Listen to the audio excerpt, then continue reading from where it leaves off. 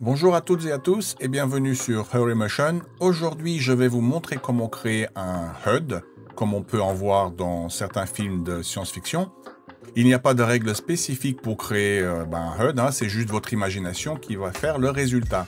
Ici, je vais vous montrer quelques petites techniques et subtilités pour réaliser votre effet tout simplement et rapidement. Comme toujours, avant de commencer, si vous aimez le contenu, vous savez quoi faire. Allez, on se retrouve tout de suite sur After Effects et on commence.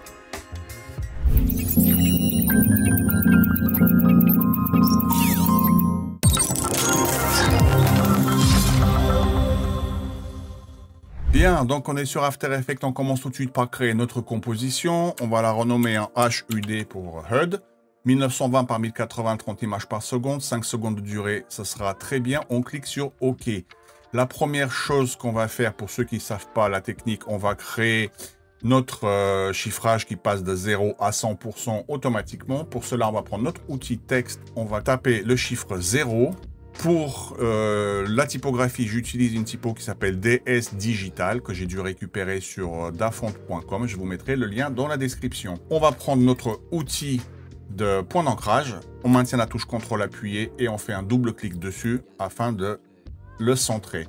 On appuie sur la touche V pour utiliser à nouveau notre outil de sélection. On va sur Aligner et on aligne ça horizontalement et verticalement. Si vous n'avez pas votre fenêtre alignée, vous pouvez la trouver là-haut dans Fenêtre.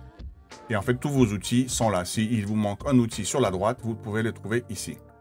Donc maintenant, on veut l'animer de 0 à 100 automatiquement. Pour ça, on va utiliser un outil qui s'appelle paramètres de glissière, qu'on peut utiliser directement sur notre calque texte.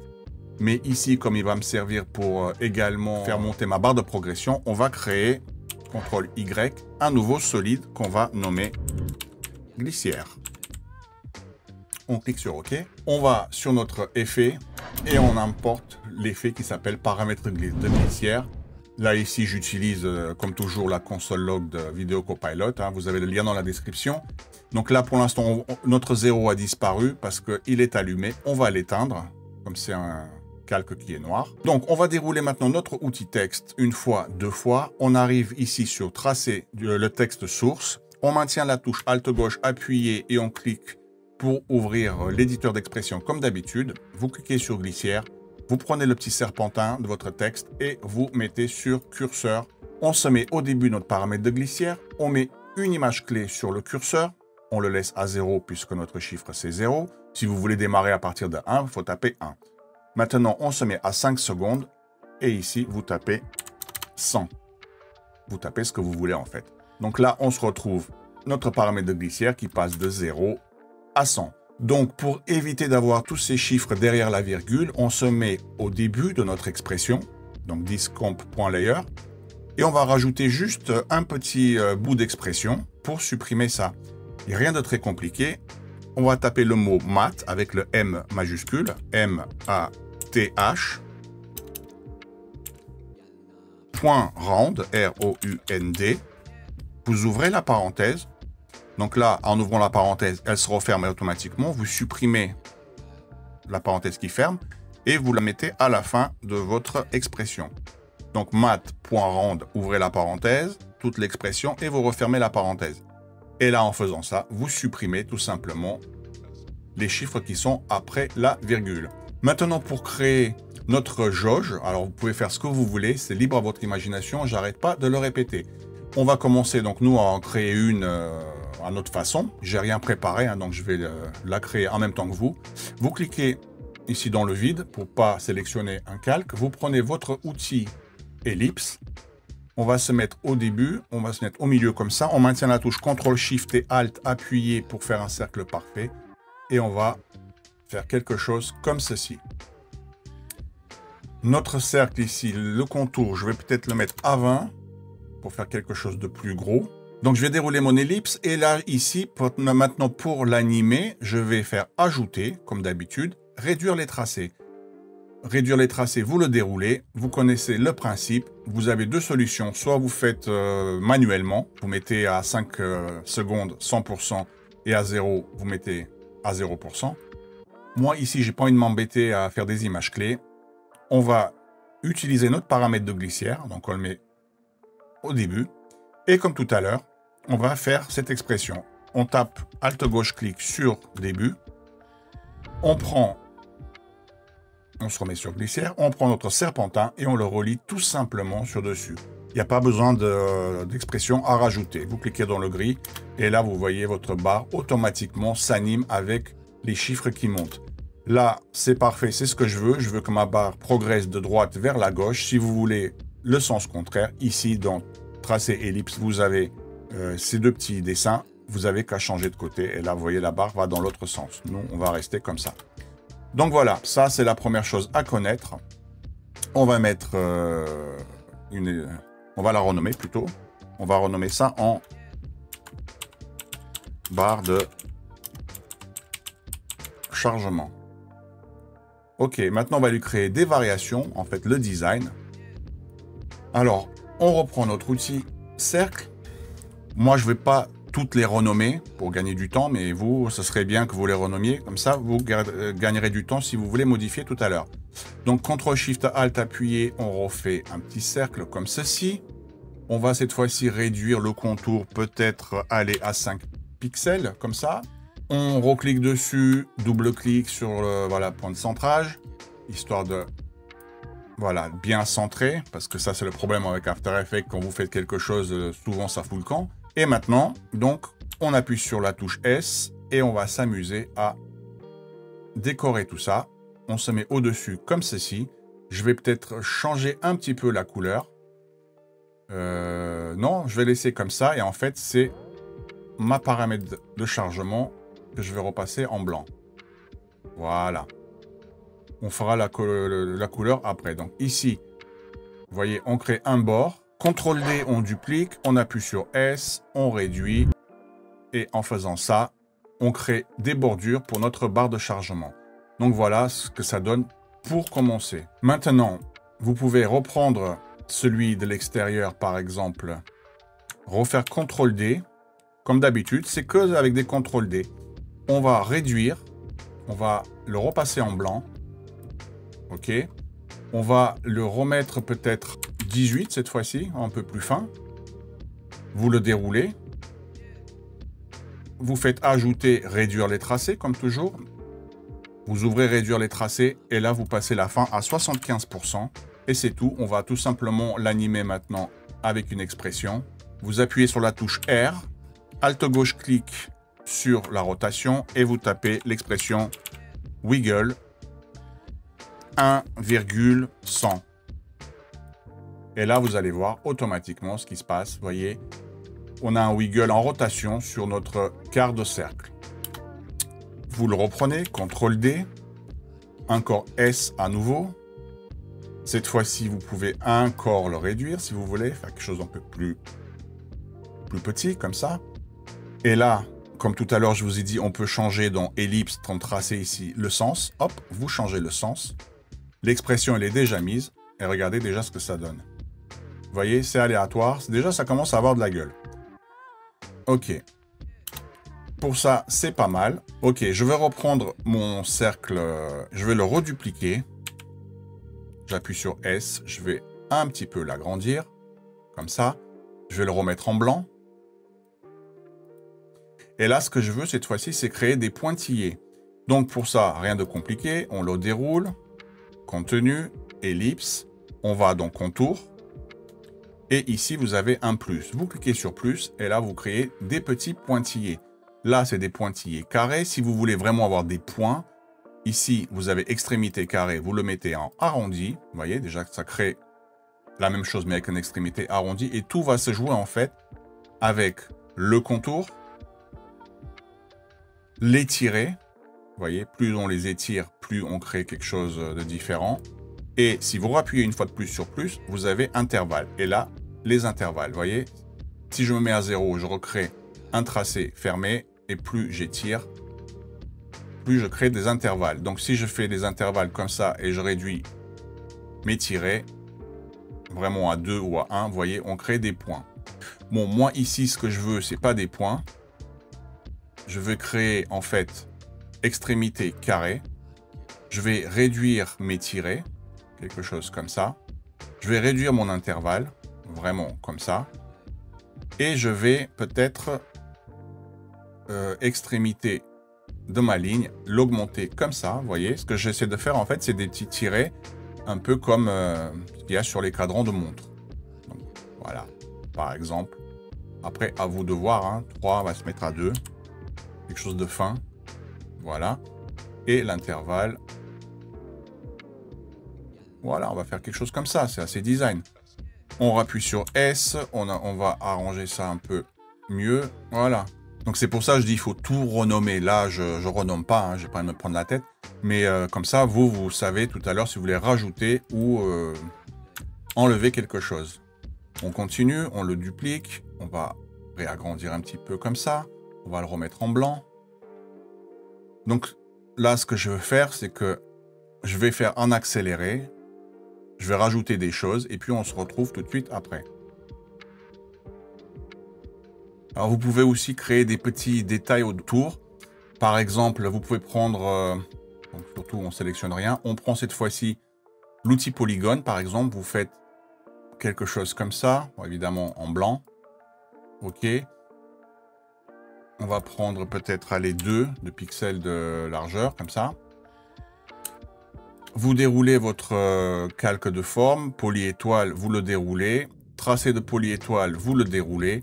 Et là, vous avez un polygone avec 5 points qui crée en fait notre forme. On va appuyer sur 3 pour faire un triangle. On va se mettre à 90 degrés pour le mettre dans ce sens-là. Et en fait, ici, on va reprendre notre outil de point d'ancrage. On clique bien dessus, double-clic. Moi, ce que je veux, c'est que mon point d'ancrage soit là. Bon, je l'ai mis là, c'est pour déjà pouvoir l'aligner en hauteur, comme ça, pour qu'on soit pile ici. Maintenant, si je veux trouver mon centre ici, pour être sûr, je vais activer titre, action et sécuriser. On a la croix qui vient d'apparaître. Et je prends ça. Et après, une fois que je suis parti, je maintiens la touche Shift pour éviter de faire des hauts et des bas involontaires. Et je me mets comme ceci.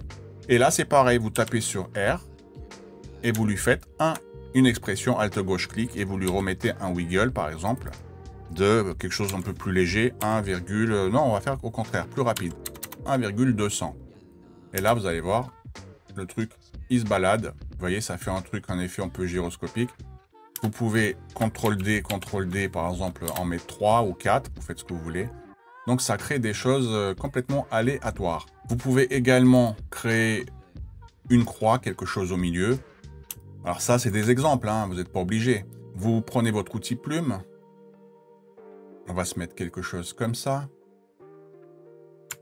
On maintient toujours Shift pour faire une droite parfaite. On va peut-être mettre les 6. Voilà, comme ça. On va dérouler notre ligne. Contenu, forme, contour. On va faire cette fois-ci, ici vous avez point et tiret. Vous voyez, si je déroule tiret, il ne se passe rien. Si je déroule point, vous avez tout ça.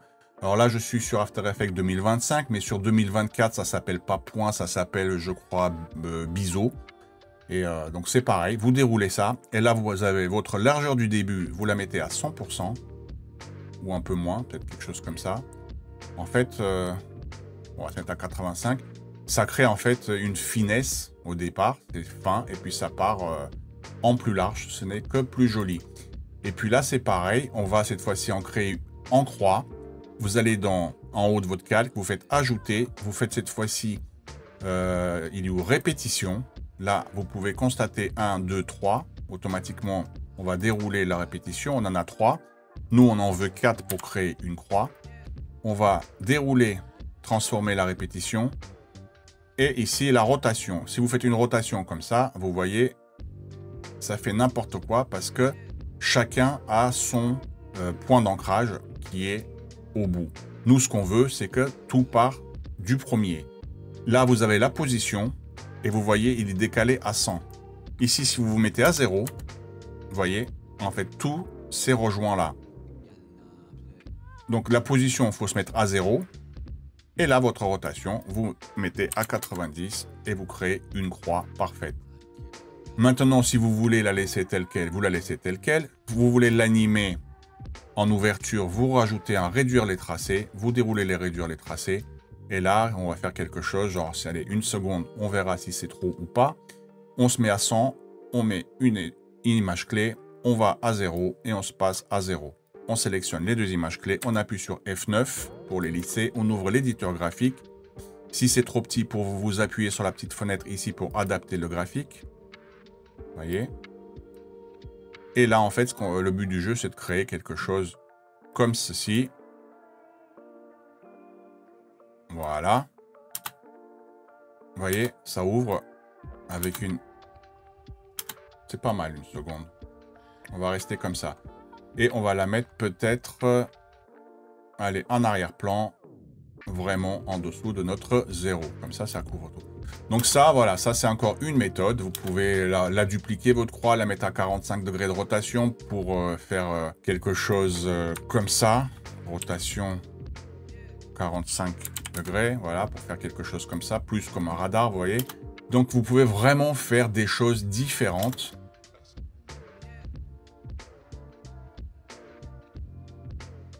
Vous voyez, ici, vous pouvez même rajouter des tirets. Hein. Là, je suis tiré 1, tiré 2. Vous voyez, le tiré 1, c'est les gros intervalles où je me suis mis à 50, même 60. Et les tirés 2, c'est les petits points à côté. Donc, vous pouvez vraiment faire des choses différentes hein, en design.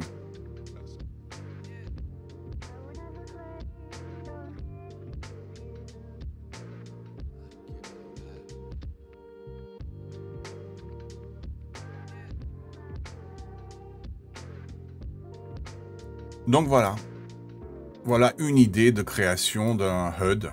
Donc là, j'ai juste joué en transparence pour mes croix, là, les doubles croix pour mon fond.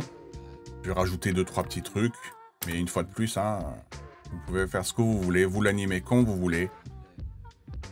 Et après, pour colorer tout ça, bah, c'est pas très compliqué. Soit vous faites calque par calque pour mettre les couleurs que vous voulez.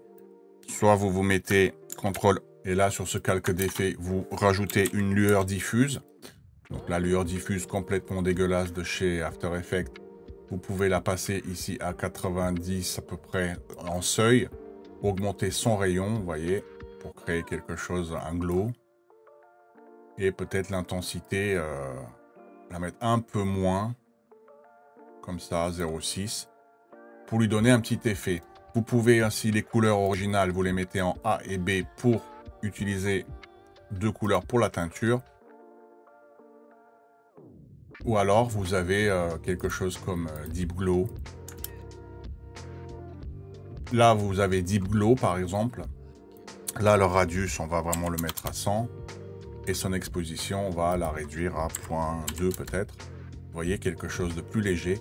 Mais une fois de plus, tout de suite, on se retrouve avec quelque chose de beaucoup plus joli, plus fluide. Le glow de Deep Glow, il est carrément bien, quoi. Si vous devez comparer avec la lueur diffuse de chez After Effects, il n'y a pas photo. Vous pouvez également jouer sur la teinte. Donc là, il y en a deux, on va dire, duo couleurs, deux couleurs, comme tout à l'heure. Donc ça, vous voyez, tout de suite, ça a teint en rouge. On peut utiliser des couleurs un peu plus, comme j'ai dit tout à l'heure, électroniques. Vous voyez, on se retrouve déjà avec quelque chose de très sympa. Une fois de plus, je le répète une dernière fois, à vous de voir votre design. Pour les animer, bah, vous avez vu, hein, c'est tout con. C'est soit un wiggle pour faire bouger, soit vous avez le paramètre de glissière pour créer cet effet de chiffre. Alors maintenant, ce qu'on peut faire, c'est également lui donner un petit effet de mouvement de caméra et un espèce d'effet 3D. Alors pour ça, ce que je vais faire, je vais désactiver Deep Glow pour gagner en puissance, sinon ça va être beaucoup plus lourd. Je vais sur projet, j'ai mon HUD qui est là. Je vais faire CTRL-D pour créer un HUD numéro 2. Je vais recréer une nouvelle composition que cette fois-ci, on va l'appeler, admettons, rendu 3D. On va dire OK. Dans mon rendu 3D, je vais mettre mon HUD ici. C'est celui-là, le tout premier. On va même faire quelque chose de bien. On va désactiver ça, mes petits triangles. Voilà, comme ça, ça ne va pas nous déranger. Ici, on a notre HUD. On va le passer en 3D. On va ouvrir le HUD numéro 2. On va pareil désactiver nos petits triangles. Et on va désactiver notre chiffre. Comme ça, on n'aura pas ça. On va peut-être désactiver également des choses qui sont au milieu. comme ça. Celui-là, on va le désactiver. Et cela aussi. Juste pour créer quelque chose comme ça. Et également, on va désactiver, vous allez comprendre pourquoi, les croix. Et on va rester peut-être comme ça. On verra par la suite. On retourne sur rendu 3D. Et là, on met notre HUD numéro 2. On le met également en 3D. Là, pour l'instant, je vais désactiver titre action sécurisée. Je fais CTRL Y pour créer un nouveau solide. Je vais l'appeler grille. OK. On va se mettre en dessous. Je vais lui appliquer l'effet de grille. Voilà.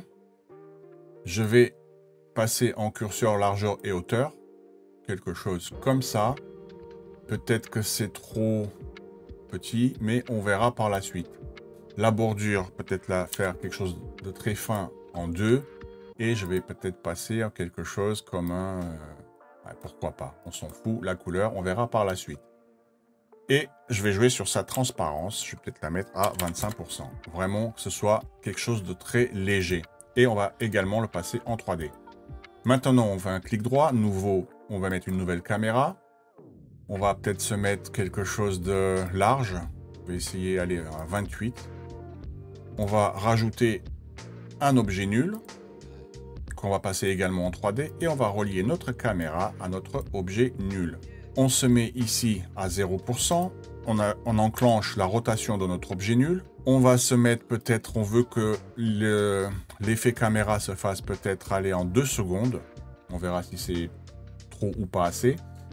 On met une image clé sur X, Y et Z. On maintient à la touche Shift appuyé, on rajoute sur P pour ajouter une position. On laisse la position aussi, au cas où.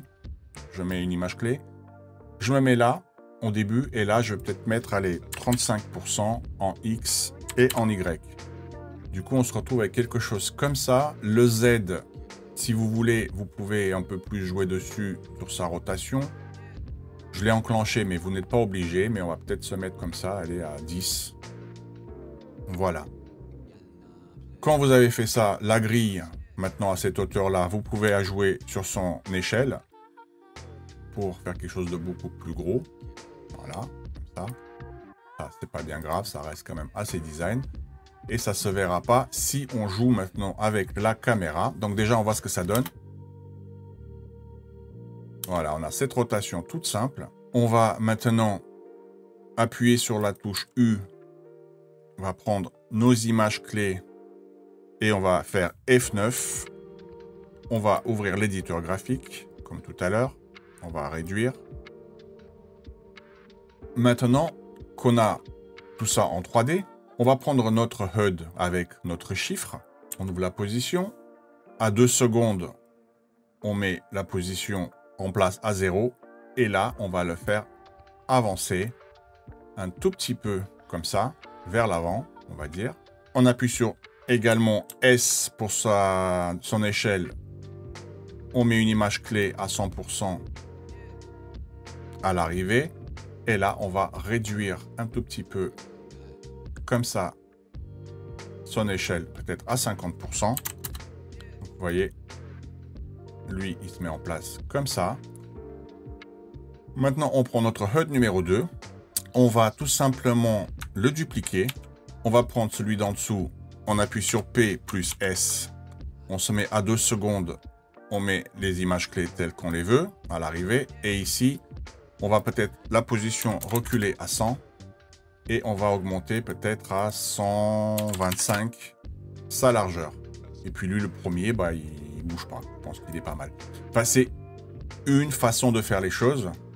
Vous pouvez après faire différemment. Hein. Peut-être reculer un peu plus. 100, on va mettre 125 pour faire un peu plus bas. Et également, on va sélectionner nos images clés. F9. Vous avez compris l'idée. Après, vous pouvez jouer sur votre caméra. Vous prenez votre caméra, vous la déroulez. Vous allez sur transformation, pardon, sur option caméra et vous activez la profondeur de champ. Vous la mettez en oui. Et là, vous n'avez plus qu'à jouer sur votre profondeur de champ. Donc voilà, une fois que vous avez fait ça, vous allez jouer avec votre caméra, la rotation. Vous jouez un petit peu avec votre profondeur de champ. Donc là, ce que j'ai fait, c'est que je lui ai mis une distance de mise au point. Vous voyez ici, c'est beaucoup plus flou vers le fond et un peu plus flou vers l'avant. Donc, c'est un peu plus net ici, dans ce côté-là. Et en fait, je joue avec ma distance de mise au point et arrivé là, c'est beaucoup plus net. Donc ça, c'est quelque chose, il faudrait que je fasse un tuto pour ceux qui ne connaissent pas sur les caméras, comment ça fonctionne. Une fois que vous avez fait ça, bah, voilà, vous avez terminé votre effet, vous voyez vos couleurs. Vous pouvez créer d'autres fonds. Après, vous avez d'autres petits trucs que vous pouvez faire pour vous amuser. Par exemple, mon HUD numéro 2, c'est lequel? C'est le tout dernier. Vous pouvez lui rajouter quelque chose, un effet qui s'appelle détection des contours. Et vous pouvez les inverser. Vous voyez ce que ça fait? Ça fait un peu plus style dessin industriel. Ça peut être pas mal. Ça crée un petit délire en plus. Des styles en plus. Moi, j'aime bien. Celui-là, on peut le redupliquer et lui enlever, par contre, cette fois-ci, la détection des contours. Et le mettre peut-être en transparence un peu plus léger. Voilà, quelque chose comme ça.